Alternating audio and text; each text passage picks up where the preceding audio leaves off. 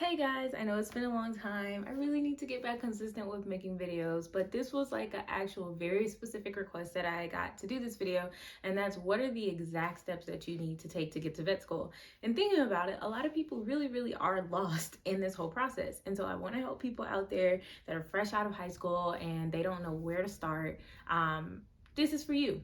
I also just want to start this video by saying I passed my NAVLE, which is the veterinary license exam, in case you don't know. But for my followers that kind of watch all of my videos and just kind of keep up with me, I passed. It was amazing. To give a little bit of background about me, I am a fourth year veterinary student at St. George's University. It is a vet school. It's AVMA accredited and it's located in Grenada. And I took the non-traditional route of going international for vet school, but I did go to undergrad at the University of Georgia, which has a vet school itself. So I'm gonna kind of touch on some things state-wise, or like how just general vet school works, and then like kind of some differences that SGU had as well.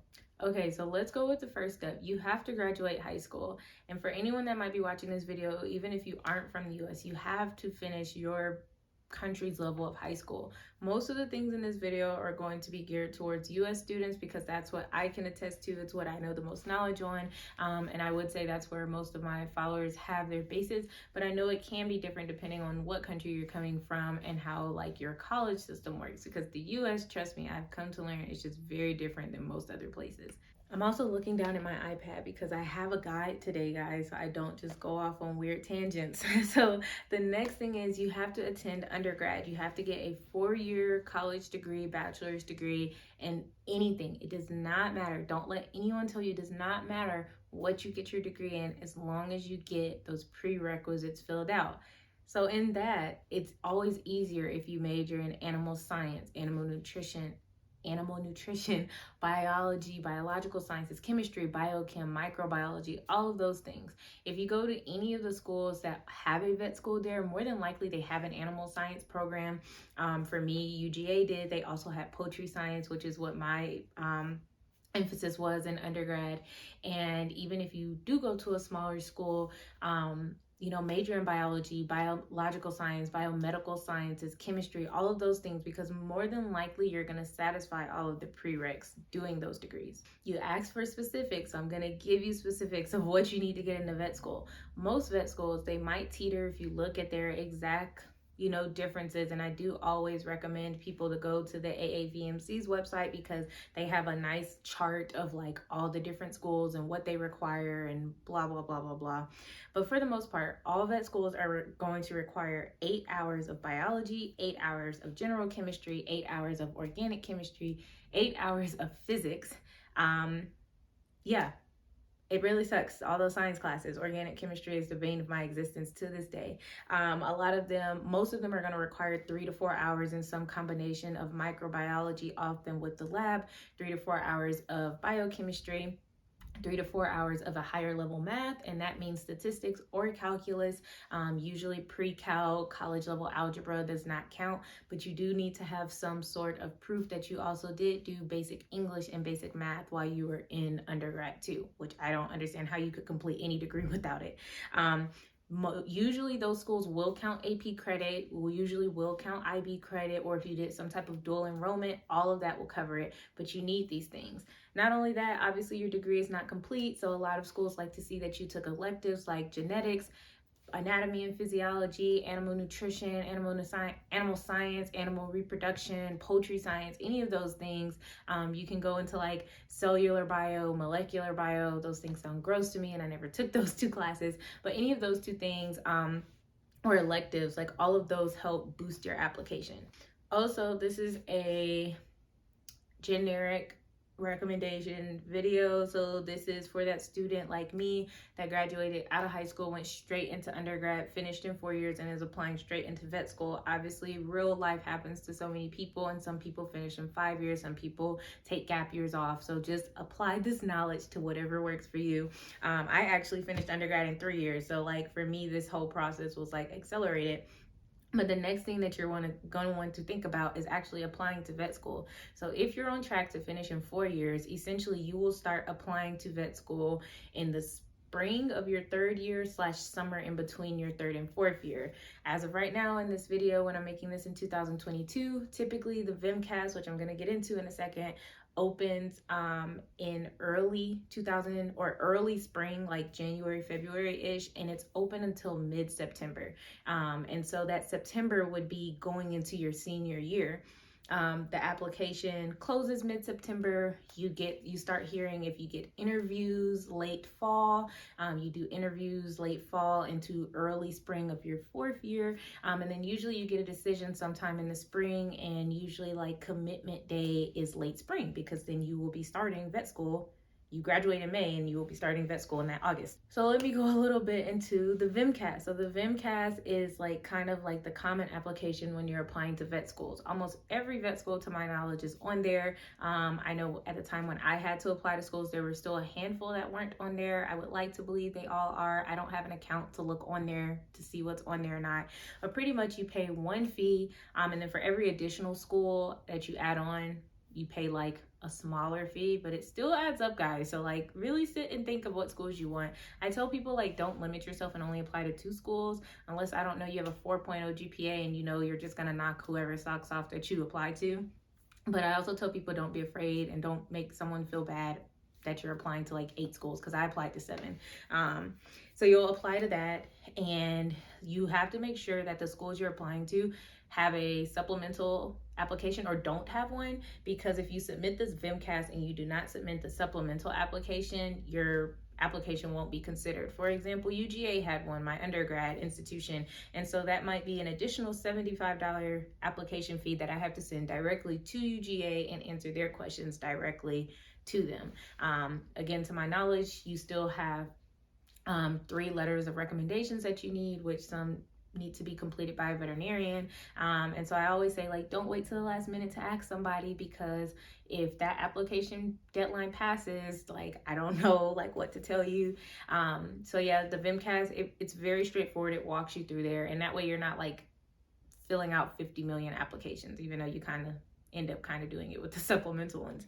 The next thing is that you do have to take the GRE. A lot of schools, to my knowledge, during COVID stopped requiring it, but some schools still do, and that's basically like a college level SAT. It's your basic math, reading, and writing, because there is no MCAT equivalent in the veterinary world. There used to be a VCAT, but there's not one anymore. And I know some schools were starting to require the CASPER exam. So definitely always look and make sure you have what your school that you want to apply to needs, and make sure that you submit it on time. Again, like at the time when the VMCAS goes off, you need to make sure all of these scores have also been submitted off, because usually that is the deadline for the schools to receive things. And if they don't have bits and pieces of your application, they're not going to consider you. They're not going to reach out and say like, hey, we received your VMCAS and your transcript, but we did not receive your GRE. What happened? Like, they're just going to do away with it. So lastly, what everyone freaks out about is GPA, and I tell people, like, don't let your GPA stress you out. Like, yes, if you're trying to get into Cornell, UC Davis, University of Colorado, University of Pennsylvania, yes, you might need a very competitive GPA, but don't let your 3.2 discourage you from applying to vet school. Don't let your below 3.0 discourage you from applying to vet school, because best believe I did not have a 3.0, and I got into SGU and Ross, which some people will try to crap on me and say, well, you got into island schools, everyone gets into those. They're getting very competitive. And in fact, I know firsthand, because I help in the admissions office, that SGU has a wait period almost over a year in advance now. So people are starting to look at SGU and Ross as first choices. People want to travel nowadays, guys. So get with the program. And all I do is tell people, try your best in undergrad, but undergrad is going to be the last time of your life that you have a lot of freedom, because vet school is a whole different beast. So you have to find the fine line of enjoying your college experience, but also not losing sight of the future. And don't feel bad if you have to go back and make up some credits, if you have to go back and retake some classes. A C is not going to stop you from getting into vet school. An F, I'm speaking from experience, will not stop you from getting into vet school. Try your best. And a lot of these schools will, especially SU and Ross, will take into consideration life happens and people mess up, and that doesn't stop you from wanting to do what you want to do. You just have to show that you're willing to improve. Okay, now Also, I forgot to talk about like getting experience in there. Like from the time like you're in high school, especially after you graduate high school, like I tell people apply to shelters, apply to dog boarding facilities, like start getting animal experience if you didn't have any. There are some vet clinics in some states that will hire you as a kennel tech or a technician assistant, and you'll start with like doing laundry, like cleaning litter boxes, but like maybe like walking dogs, feeding the cats, giving animals medication, and all of that really, really matters. There are people in school that have minimal animal experience, minimal tech experience, which I personally feel that some sort of vet tech experience should be a requirement for vet school. But start getting that experience, because trust me, you're not going to be able to effectively examine the dog if you can't even read dog behavior. So I started in this, like I started working in a vet clinic when I was 16, and I have worked in several clinics now. I feel like dogs and cats, like even like guinea pigs and ferrets and rabbits, like I can just read their body language. And that stuff is very important. So start getting experience, start getting the hours. And that's going to kind of take me into the next part of this video of kind of like untraditional routes. I get asked a lot, do you have to become a vet tech to apply to school? And how did I become a vet tech while in undergrad? And vet tech is a term that is used very loosely depending on what clinic you go to. A vet tech is someone who is certified, that has been to vet tech school. Some clinics will specify that by saying a CVT, a certified veterinary technician, and some places will not call you a vet tech unless you've gone to school. Sometimes if you're not a vet tech and you're certified, you're a technician assistant, you're a veterinary assistant. It honestly just depends where you are, what that state's regulations are, and like kind of honestly like how strict they are at that clinic.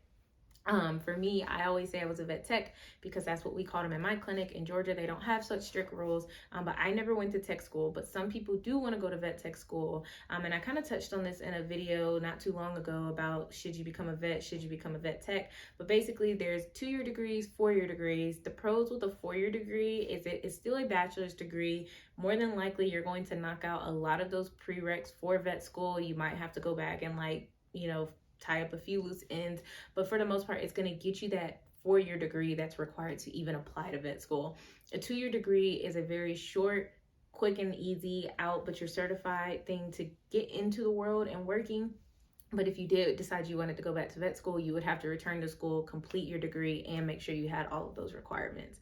So I tell people, if you are 100% sure you want to be a vet, it's all you've ever wanted to be, you have the means, you have the time, don't bother becoming a licensed vet tech. Like work on the weekends, work on your breaks, get that experience, but just focus on like trying to get to vet school. If you're sitting on the fence, maybe you end up having a kid, you end up moving away, you have to move back to get, take care of your family, whatever happens. Maybe you just decide school isn't for you, like become a vet tech and you can always become a vet down the line. The last thing I'm going to talk about is how SGU is a little different than some vet schools. And that's that SGU has a 5, 6, and 7-year DVM program. The 5-year DVM program is for people basically who have completed most of their college experience, if not all of it. Let's say maybe you went to school and you majored in business, or you majored in, art. Like you majored in something that you didn't take most of the prereqs to, like higher level sciences, like genetics, microbiology, cellular bio, things like that. You would apply to the 5-year program and you would finish up those things and then automatically matriculate into the DVM program. The 6-year program is for somebody that maybe you've only done those basic math and sciences, but you haven't done any bio, any chem, anything like that, or I believe IB credits.